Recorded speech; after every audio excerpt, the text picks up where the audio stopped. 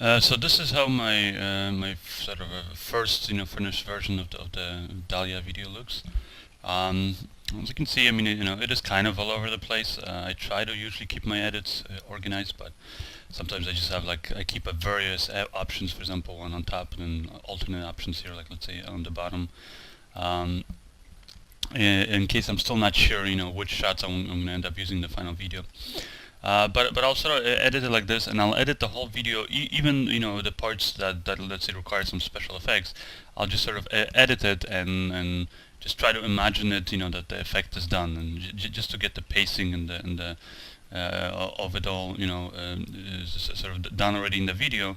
And when I show it to the client, I also explain to them that, for example, like this moment here, there's a scene where Dahlia throws up the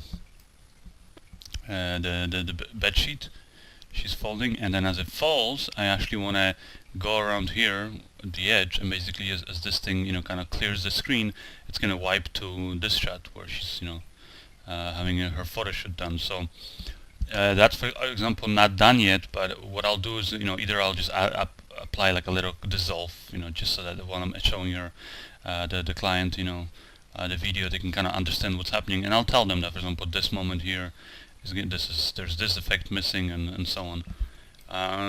And once I get the kind of rhythm that I like, and that I guess both the client and me kind of like and we approve, and I get to a point basically where I'm happy with all this, then I'll sort of usually clean up my edit so that it's not so many layers, and it's just easier and more organized, to when it comes to trying to find files. Like, for example, you see here in my final edit, it's just two layers, and also this way it's especially if you have a slower computer, it's better, because the more video layers you have, the slower the computer playback is going to be. And then I do that, and then before I also can start doing effects, I want to export those shots. So, for example, this shot here, I'm going to export, and there's also a few other effects that I added here, which were just tiny little things, like, for example, in this sequence here, where she's getting her drink done. No, actually, no, this one didn't have anything. It's a sequence later on, this one here, where she walks away from the sink. She just throws up her hand, and then we show sort of a similar shot of her walking away as the paparazzis are taking all these photos of her. And like I was saying before, to film this, this shot here with the paparazzis wasn't very easy, simply because because of the flashes, and the rolling camera shutter on the digital SLRs. So all I did is I had basically a bunch of people here just turning on and off these little lamps to simulate flashes going on and off. But as you can see in the final thing, it's not very strong, the effect. See, as you can see here, it's kind of slow still and stuff. So what I decided to is also to add a little effect where I'm going to add little extra flashes in the back and a little lens flare to kind of make it look like the flashes are really strong. So those are the kind of shots. And the way that I would do it is, for example, like, let's say, look at these two shots here, where I transition, I need to do an effect where I transition from one shot to the next. I'll basically select those two shots, and I'll right click and go replace with After Effects composition. If you have the whole Adobe Creative Suite, then basically what that's going to do is it's going to start up After Effects for you, and let's do it, and it's going to load those two shots into After Effects, and it's going to basically organize and create this nice sort of a composition already for you. If you don't have the Creative Suite, or for some reason it doesn't work for you, then all you can do is just here, once it loads in After Effects, it's going to ask you to save it. So I'll just save it somewhere here into After Effects folder, and this one's just going to be a test, so I'll just call it test 1.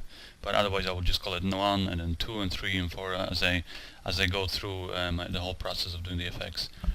And this is how it looks. So it creates a nice composition already for you, and it has the two clips here, this shot and that shot, and you're ready to do effects on it. Whereas if you didn't have this, you weren't able to do it, then you'd basically just adjust your input and output here on the tab.